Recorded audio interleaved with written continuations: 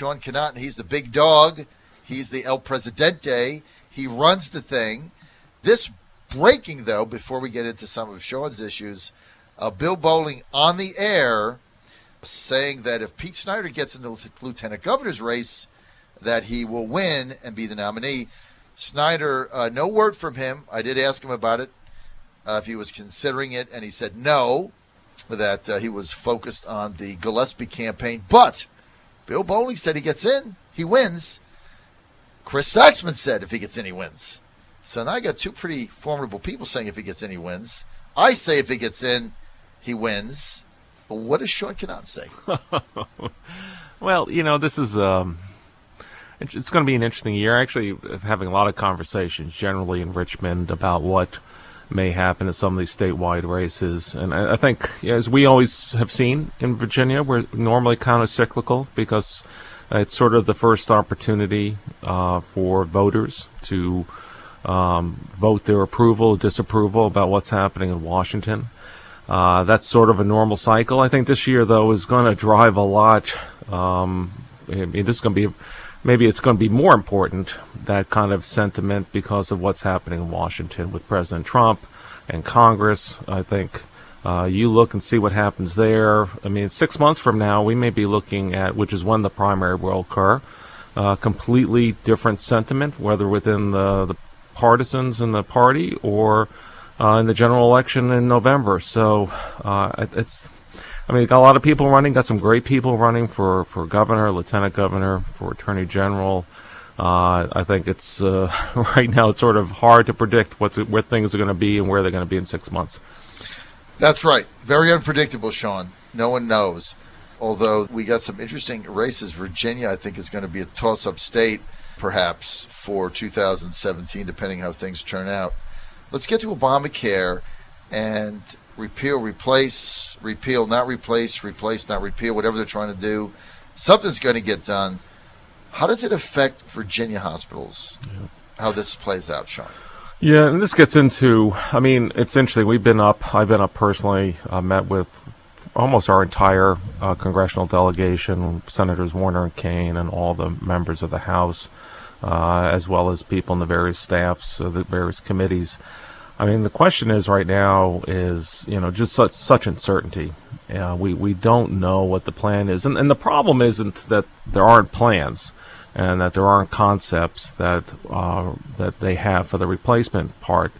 The challenge is that the way to get at it, that they view that they can get through the Senate and not have a filibuster, is go after the money first. And when you go after the money first and through these reconciliation bills, then you're really starting to going to impact the providers directly. When I say the providers, I mean the doctors and nurses, the hospitals. And so if you're going to start by going after the money, what does that mean for us? How long is it going to take for them to come with a real repeal? They can maybe repeal the money, but then when's the replacement coming? And so this is one of the reasons in Richmond right now we keep on really encouraging the General Assembly and other state policymakers, just really do no harm, stand by. Let's see what happens in Washington. If they do some of the things that they're talking about, there's going to be some dramatic impacts on state healthcare programs. In fact, what they are talking about more and more is devolving as much of the federal healthcare program down to the state level. That could impact everything that we're doing in Virginia, and particularly in Medicaid. Virginia right now is actually one of the more stringent states when you come to Medicaid. I think we only spend about $1,700 per person for Medicaid. Right. When you look at people below who are eligible for it. Other states are $5,000-$6,000. Some, like D.C., I think it's almost $7,000.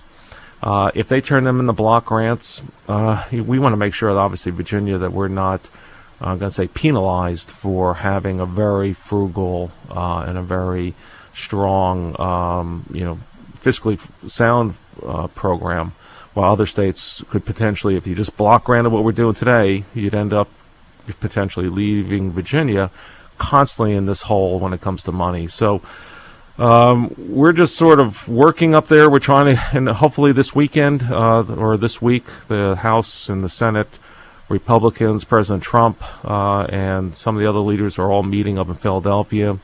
We'll get a better idea after this as to what their real plans are, but we expect things to move pretty quick. We think they're going to have some immediate impacts on the provision of health care. In fact, we're already hearing anecdotally from a lot of health systems and hospitals that they're putting off capital investments right now just because they don't know what the future is going to bring, how long this process is going to take, and where they're going to have to potentially reinvest their money. And again, this is why we're really encouraging the General Assembly to step back from any of these major considerations regarding health care, because this is one of those times where everyone sees this coming. You see this train coming down the tracks. There's no brakes. The question is going to be is are we going to be able to get on it, or are we going to get run over by it? And again, we keep saying, let's see what's happening. Let's figure out how to respond to it. You could really, and in fact, Governor McAuliffe recently even said publicly he would anticipate that there would be the potential for a special session on health care. And we anticipate that's a possibility either at the end of this year or early next year. So basically, Sean Connaughton, president of the Virginia Hospital Health Care Association here in Richmond, Virginia, for Virginia, you want to encourage the General Assembly to do nothing, wait and see what happens with the feds, right? Yeah. Because if they pass something now and the feds do something else, maybe that doesn't mesh. So it's just kind of, focus on something else, wait to see what happens at the federal level, then you can come back in 2018 and react to that. Yeah, and come up with something that deals with access, quality, and cost. I mean, these are the things that, are really what our healthcare system is about. Some of the biggest challenges we have right now are about making sure we're getting access to all the citizens who need it, trying to lower costs, at the same time maintaining high quality. And, we're working very diligently, and providers across the country are working diligently to implement the Affordable Care Act, Obamacare. And that sort of changed the whole model, John. If I ever point something out to people, that you think about a hospital previously, it was where you went at the last resort. It's where you had an accident, give birth, need an operation. And that's what it was there for, acute care. Now hospitals have been essentially mandated that they are now to be the center of community health.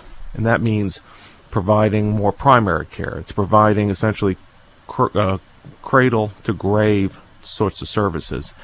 And so we've invested billions of dollars to try and meet these new requirements, and now we just don't know whether all that money was well spent or not. So we don't know what's happening. No one can predict. In fact, it was amazing going up there to the Capitol Hill up in Washington, talking to people, and they're asking me what I've heard. That's when so no one knows. That's when you know you're in trouble. That's right. That's right. When they're asking you, what have you heard, and you're up there to find out what they've heard. That's right. That's right. Right. So they figure you're at the epicenter of being the president of the Virginia Healthcare and Hospital Healthcare Association. They figure you're at the you're on the razor's edge. Well, that's true. That part is true. On the razor. That's right. That's very true. That's an everyday occurrence. Sean, I got to bring my favorite topic up because it's like there they go again, right? This really drives me nuts, and I call this the Heritage Foundation-driven Petri dish conservative caucus, right? It's basically they concoct these ideas that are driven by the donors of the Heritage Foundation, couched in free market mumbo-jumbo nonsense that's not even true. Here we go again, another year at the General Assembly, and we're fighting this a COPN battle. Everybody knows what that means. It's Certificate of Public Need, and it's kind of one of those things that on paper, it's like, oh, yeah, that's regulation, free market. Let's get rid of that. And that way we can open the market up and everybody's free and it's all free enterprise and free markets and free this and free that. And let's get rid of the Certificate of Public Need, which basically means in order to open up a hospital or services, you have to, from the state, you have to be issued a certificate saying that there has to be a public need. It's regulated. Why is it regulated? Well, guess what? Healthcare is not a free market. There's no free enterprise in healthcare because if you're a hospital and somebody comes in and they're sick or they got something wrong with them, they go to the emergency room. Doesn't matter if they have coverage. Doesn't matter if they have insurance. Doesn't matter if they have $1 in their pocket. Doesn't matter. Hospital has to take them in, take care of them. It's called indigent care. Some hospitals can be 10% of their budget, some higher depending on the area that they're in. So here comes COPN again. We've got a group of Petri dish conservatives funded by the donors that want the ability to go in and say, okay, here's a hospital in rural Virginia, Radford, or Buchanan or something, right? You're in the rural area. You're not making any money as it is because you're serving a rural area, have a high percentage of indigents there. People without insurance can't pay for it. And now this healthcare organization wants to come in and open up services right across the street that would only provide service for the most profitable pieces of the hospital. Things like MRIs and things like that, where they make a lot of profit. But see, the hospital has to compete with them. But that's the money they make in order to take care of everything else in a rural area that doesn't make any money because it's not a free market because you have to provide those services to the hospital. So here come the Petri dish conservatives, and they want to get rid of COPN. Well, if you do that, it's ridiculous because then what happens is profiteers come in, same people giving these legislators money, profiteers come in, and they cherry pick only the most profitable services, thus putting the rural hospital that has to offer everything out of business. Now, somebody tell me how that is conservative logic.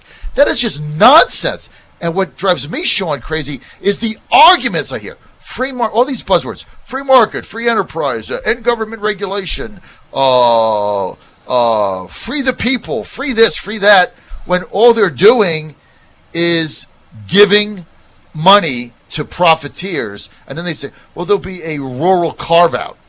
Okay, so whatever you carve out, like 5 miles, 50 miles, they'll open the shop up 2 inches over the line. I mean, doesn't this drive you crazy? Or is it just me? It drives me nuts. Well, and John, going back to something. Well, first of all, am I right? Oh, yeah, you're right on. I mean, our challenge is this.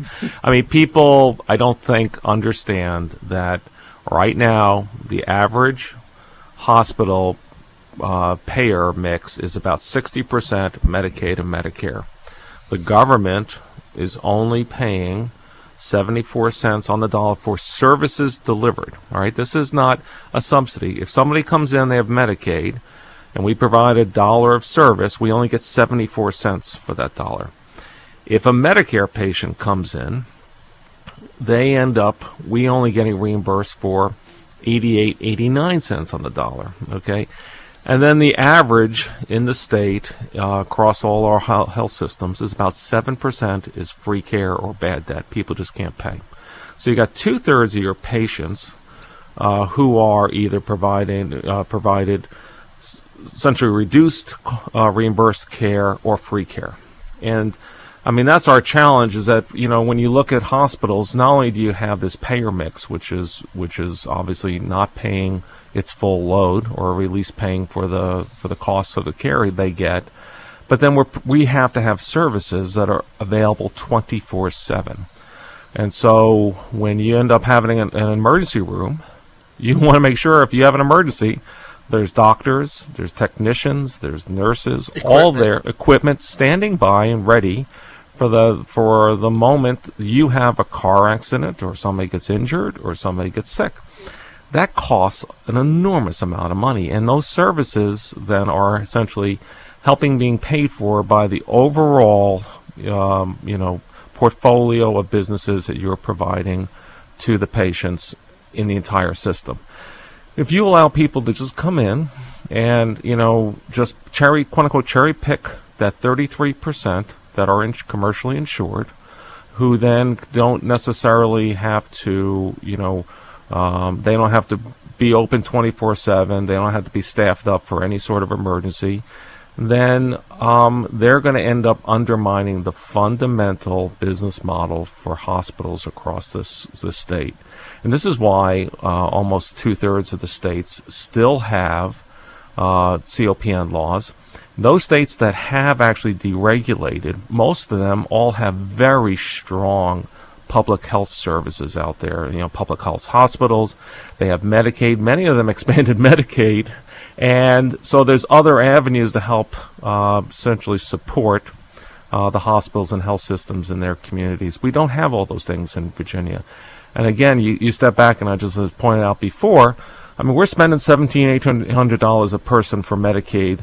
Other states are paying $4,000 or $5,000. Again, who do you think is ending up then? You're passing those costs on to the hospitals. And that's one of our biggest concerns about COPN.